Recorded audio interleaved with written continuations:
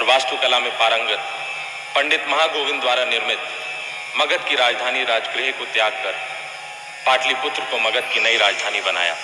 नमस्कार दोस्तों, आप सभी का पुनः एक बार स्वागत है।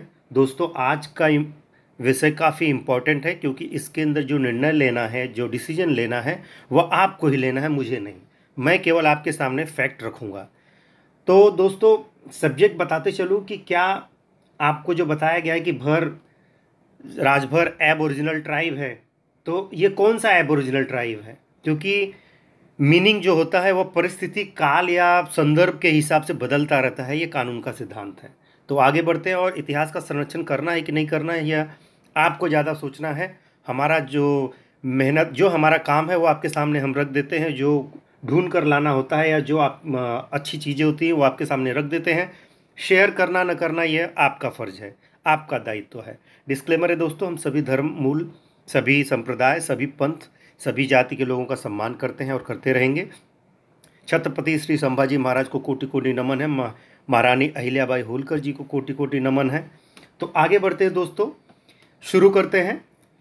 10वीं से 12वीं शताब्दी के बाद इस क्षेत्र में, यानी अवध क्षेत्र में, 9 योद्धा लोगों का आगमन होता है। तो अब वो लोग भी ये सवाल उठाते हैं, तो क्या अब चर्चा करते हैं।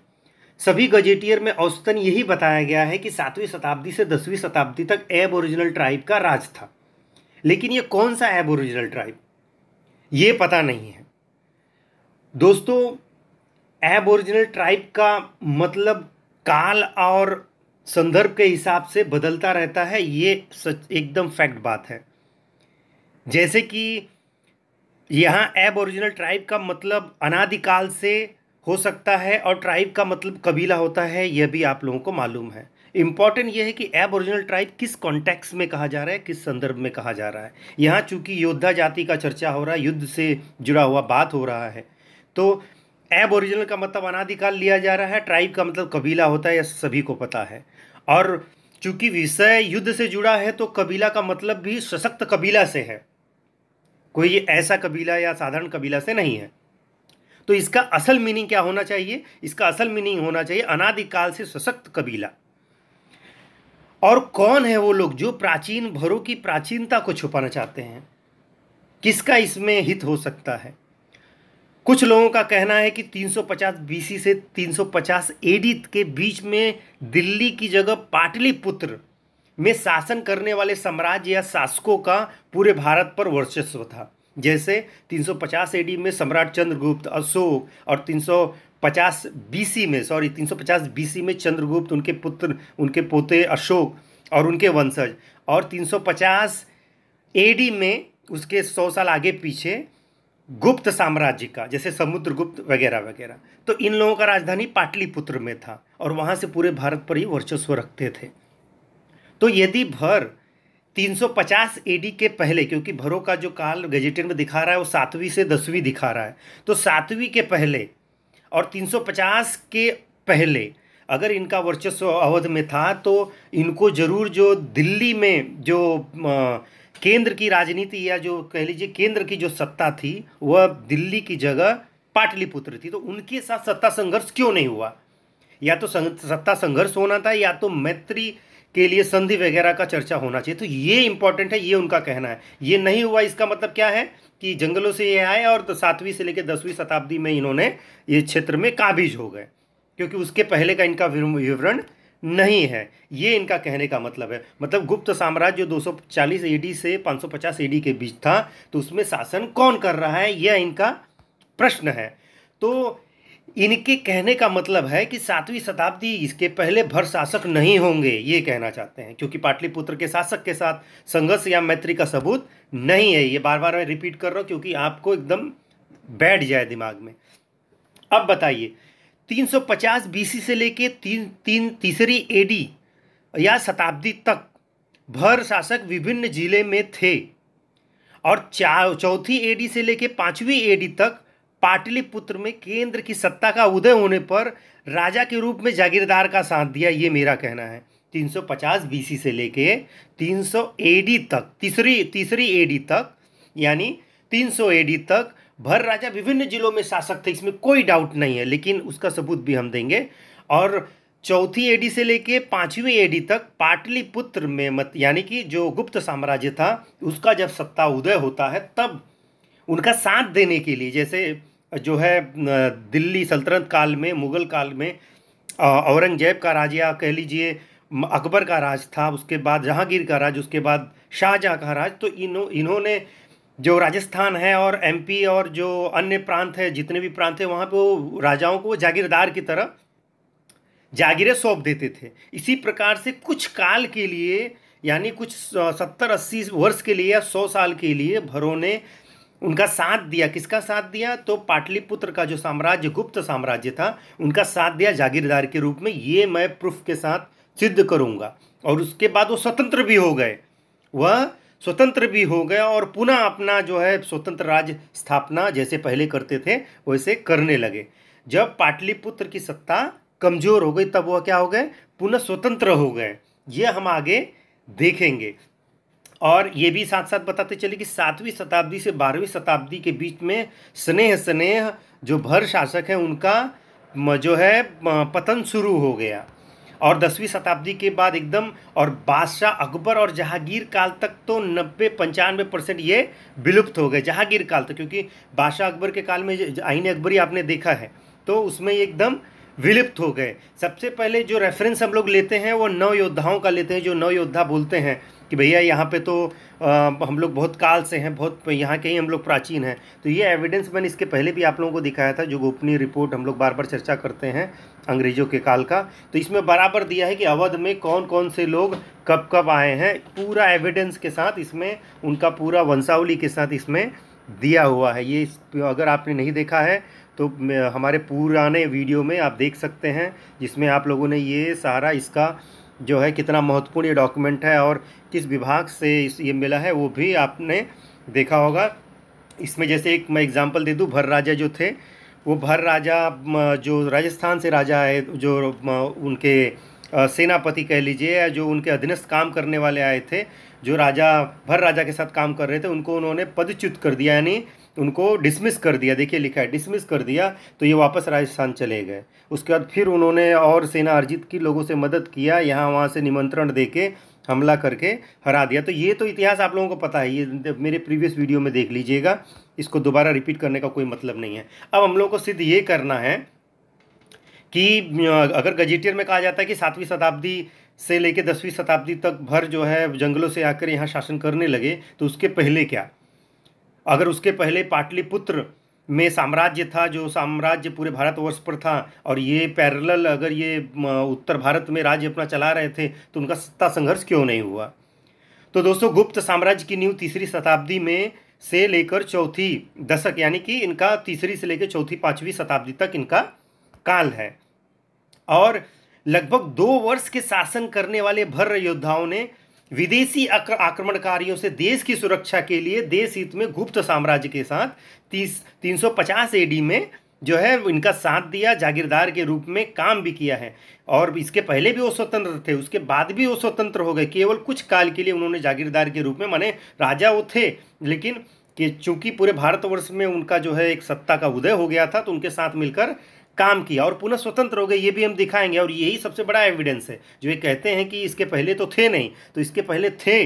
जैसे अकबर काल में ये सारे जो कछवाहा राजा और वगैरह वगैरह राजा जो है जागीरदार के रूप में एक जिले का राजा या 2-4 जिले के राजा के रूप में काम करते थे, इसी प्रकार से जब पाटलिपुत्र का साम्राज्य था और जब सम्राट चंद्रगुप्त का साम्राज्य था, उसके बाद जब एडी में 350 एडी में गुप्त साम्राज्य आया, तब तक ये भर जो राजभर राजा थे वह कार्य कर रहे थे। उसके बाद 350 के बाद जो है भारसीय धारण करने की, उपाधि धारण करने की जो प्रथा है वो शुरू हुई। तो दोस्तों, जो एग्जैक्ट लाइन है वो मैं आप लोगों को बताऊंगा। They became vassal of the kingdom of Bihar on the south east and on the fall of power about 550 AD the Bhar regain their independence. यहाँ ये बताया जा रहा है दोस्तों कि जो भर ये साम्राज्य जो था वो दक्षिण पूर्व बिहार यानी कि पाटलिपुत्र में के साम्राज्य के अधीन होकर, यानी कि साम्राज्य के साथ मिलकर जागीरदार बन गए। और उनकी शक्ति के पतन पर लगभग 550 ईस्वी में भरों ने पुनः स्वतंत्रता प्राप्त कर ली, मतलब कि पुनः वो स्वतंत्र राज चलाने लगे। 350 एडी में गुप्त साम्राज्य आया है और 550 तक खत्म हो गया। तो 350 के पहले तक ये स्वतंत्र भर शासन कर रहे थे और 550 में पुनः भर जो है स्वतंत्र शासन करने लगे, जिस प्रकार से औरंगजेब के पतन के बाद लोग स्वतंत्र हो गए। तो ये पाटलिपुत्र का है, ये एविडेंस है, ये रेफरेंस है, ये स्टैंप लगा हुआ है, आर्कियोलॉजी स्टैंप है, देख लो। और ये देखिए स्टैंप है, यानी कि ये ऐसा डॉक्यूमेंट है जिसके ऊपर हम लोग रिलाई कर सकते हैं, विश्वास रख सकते हैं। जिसको कंपाइल करने वाले वो लिखते हैं कि in 1869 the government of India directed me to execute the statutory survey of domination. वो कहते हैं कि 1869 में जो उस समय का ब्रिटिश सरकार थी, उन्होंने डायरेक्ट किया कि जाओ आप जो है सर्वे करिए, जो आर्कियोलॉजिकल सर्वे है वो करिए और यहाँ का शोध करिए। और ये पेज नंबर 71 यहाँ पे आ जाइए और यहाँ पे देखिए, एक शॉर्ट में बताता हूँ। 15वीं शताब्दी में जौनपुर में इब्राहिम शर्की हमला करके भरों को परास्त कर देता है, ये इनके बारे में लिखा गया है। और फिर यहाँ देखिए, Bhar appear to have possessed the north Gangetic. यहाँ पे बताया जा रहा है कि भर जो थे वो शासक जो थे वो पूरा गंगा के आसपास दाएं बाएं सारा चीज़ उन्होंने, वहाँ के जितने फोर्ट है उनका ही बनाया हुआ है, अवध का फोर्ट उनका ही बनाया हुआ है, जितने किले वगैरह हैं सब उनका ही बनाया हुआ है, पूरा अवध में उनका ही सारा एक्टिविटी उनका ही है। मेन इम्पोर्टेंट क्या है? मेन इम्पोर्टेंट है ये, यहाँ लिखा है we are finally crushed, we were here finally crushed between the 7th and 10th century AD in 1881 the total Bhar population of Awadh. यहाँ ये बताया जा रहा है कि धीरे धीरे स्नेह स्नेह भरों का जो है पतन होने लगा, 10वीं सेंचुरी तक पतन होने लगा, जो कि जहांगीर काल तक चला है। मेन इम्पॉर्टेंट जो है ये है, ये देखिए, दे became vassal of the Buddhist kingdom of Bihar. यहाँ बताया जा रहा है कि जो पाटलिपुत्र, उसको क्या बताया जा रहा है? बौद्धिस्ट किंगडम, माने बौद्धिस्ट साम्राज्य बताया जा रहा है। और बताया जा रहा है कि on the fall of the power about 550 AD they regain the independence. यहाँ बताया जा रहा है कि जब उनका पतन हो गया तो इन्होंने वापस स्वतंत्र होकर राज्य करना शुरू कर दिया। यानी इसका क्या मतलब हो गया? इसका मतलब ये हो गया कि जब पाटलिपुत्र का साम्राज्य था तब जो भर शासक थे उनके साथ मिलकर कार्य कर रहे थे और उनके साथ मिलकर जो है शासन कर रहे थे। और जब 550 में उनका पतन हो गया, सत्ता का जो है पतन हो गया, तब ये भर शासक पुनः स्वतंत्र होकर कार्य करने लगे। ये कब, कौन सा सन है? 550 AD। ये टाइम बहुत महत्वपूर्ण है। और ये जो बौद्धिस्ट किंगडम बताया जा रहा है पाटलिपुत्र बिहार का, साउथ ईस्ट का, इसका मतलब पाटलिपुत्र होता है। और 550 AD में उसके बाद दे रीगेन देयर इंडिपेंडेंस, माने वो अपना वापस पुनः प्राप्त करते हैं और स्वतंत्र राज्य करने लगते हैं। यहाँ से ये साबित होता है कि 7वीं शताब्दी के पहले 550 ईस्वी में भी, उसके पहले से भी भर शासक थे। और जब जो है केंद्र की सत्ता चंद्रगुप्त के हाथ में रहो, चाहे समुद्रगुप्त के हाथ में रहे, चाहे मौर्य साम्राज्य के हाथ में रहे, चाहे गुप्त साम्राज्य के हाथ में रहे, ये उनका साथ देते हैं और उनके साथ भी कार्य करते हैं। ये बहुत महत्वपूर्ण चीज़ है। अब सारी कड़ियाँ जुड़ गई हैं। 350 BC में चंद्रगुप्त मौर्य के काल में मैग्निस द्वारा इंडिका लिखा गया है, उसमें इनकी चर्चा है। 1st AD में भर राजा भगदत्त की शिला लेख पावनी में मिला है, तो वहाँ से प्रूफ हो गया कि 1st AD में भी वो थे। 350 AD में गुप्त साम्राज्य के साथ, आज मैंने आपको दिखा दिया महत्वपूर्ण एविडेंस कि गुप्त साम्राज्य के समय भी ये जो है उनके साथ मिलकर कार्य कर रहे थे। और उनके 550 में जब वो जो है वो छिड़ हो जाते हैं तो भर स्वतंत्र होकर कार्य करने लगते हैं। 7वीं से 10वीं AD का तो गजेटियर और ASI में भर भर के लिखा हुआ है। 550 AD का जो रेफरेंस है, जो सबूत है, वो आईने अकबरी में लिखा हुआ है, जहाँ भर राजा और 2 किले का जिक्र है। और 16वीं AD का बादशाह जहांगीर के काल तक जो है वो जो है स्नेह ख़त्म होते हैं, मतलब 16वीं तक ये इनका जो है अस्तित्व दिखाई दिया है। 1650 से लेके 1750 में केवल शाहजहां और औरंगजेब का एक सा काल था जहां भर पूर्णतः विलुप्त दिखाई देते हैं। लगभग 100 वर्ष का ये अज्ञातवास है भरों के लिए।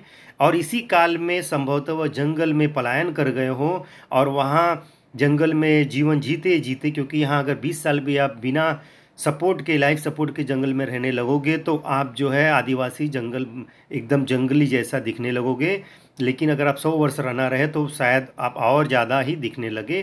तो यही एक अज्ञातवास है 100 वर्ष का भरों का, जिसमें ये जंगलों में पलायन, संभवतः पलायन किए गए होंगे और रहे होंगे। इस वजह से जो है लोग इन्हें इस प्रकार का इंटरप्रिटेशन करते हैं। और उसके बाद अंग्रेजी काल में 18वीं शताब्दी में पुनः पर्दा उठता है और क्या दिखाई देता है? भर राजभर गरीब हैं, दीनहीन हैं, ऐसा दिखाई देता है। तो जो अज्ञातवास, जो अंधकार है, वह 100 वर्ष का है, जिसमें वह जंगलों में पलायन कर गए हों। तो अब इस काल को मानकर यदि आप भरों को समझते हैं कि भर जो है वह आदिवासी हैं, तो यह आपके ऊपर छोड़ते हैं। निर्णय पूरे सकल समाज को लेना है कि वह क्या है और उनकी प्राचीन इतिहास क्या है, और उनकी इतिहास को क्या दबाया जा रहा है, या उनकी इतिहास का प्रचार किया जा रहा है, या उनकी इतिहास को सामने लाया जा रहा है। क्या हो रहा है ये आप ज़रूर इस पर ध्यान दीजिए और निर्णय आपको लेना है। यदि किसी को यह एपिसोड समझ में ना आया हो तो कृपया इसके पीछे के 4-5 एपिसोड को प्लीज़ देखें, तब उसको ये एपिसोड कम्प्लीटली समझ में आएगा। धन्यवाद दोस्तों। जय हिंद, जय राजभर समाज।